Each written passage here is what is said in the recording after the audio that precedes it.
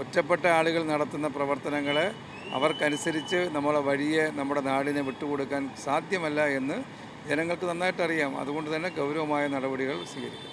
Nedumangad DYFI SDPI സംഘർഷത്തിൽ ഇപ്പോൾ മന്ത്രി GR അനിൽ മീഡിയയോട് പ്രതികരിക്കുകയാണ്. ഇന്നലെ ദീപാവലി ആഘോഷിക്കേണ്ട സമയമാണ്, പക്ഷേ ഇത്തരത്തിലുള്ള അക്രമത്തിലേക്കാണ് നെടുമങ്ങാട് സാക്ഷ്യം വഹിക്കുന്നത്.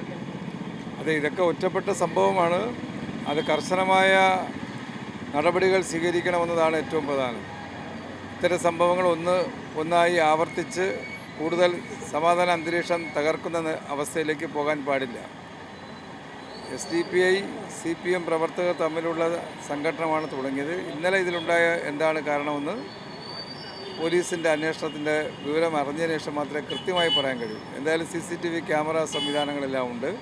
പ്രതികൾ ആരാണെന്നും ഇതിൻ്റെ ഉത്തരവാദികൾ ആരാണെന്നുമെല്ലാം നമുക്ക് അന്വേഷിക്കാൻ ഉള്ള സംവിധാനങ്ങളുണ്ട്. അതിലൂടെ പുറത്തു വരുമ്പോൾ നമുക്ക് അതിനെ സംബന്ധിച്ച് വ്യക്തമായിട്ട് മനസ്സിലാക്കാൻ പറ്റും.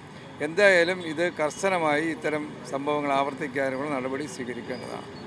ഈ കഴിഞ്ഞ കുറച്ച് കാലങ്ങളായിട്ട് നെടുമങ്ങാട്, അഴീക്കോട്, മുല്ലശ്ശേരി ഭാഗത്തൊക്കെ ഇങ്ങനെ SDPI CPM സംഘർഷം നടക്കുന്നുണ്ടായിരുന്നു. പക്ഷേ അത് ഈ പരിഹരിക്കാൻ പറ്റാത്ത ഒരു അവസ്ഥയിലായിപ്പോയി. അല്ല, പരിഹരിക്കണമല്ലോ. പരിഹരിക്കാൻ പറ്റാത്ത അവസ്ഥയല്ലല്ലോ, പരിഹരിച്ചേ മതിയാവൂ.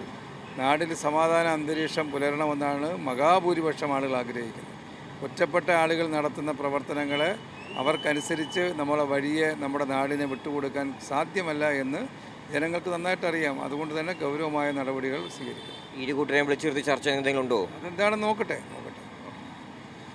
ക്യാമറ പേഴ്സൺ രാജീവിനോടൊപ്പം RB സനു, മീഡിയ 1.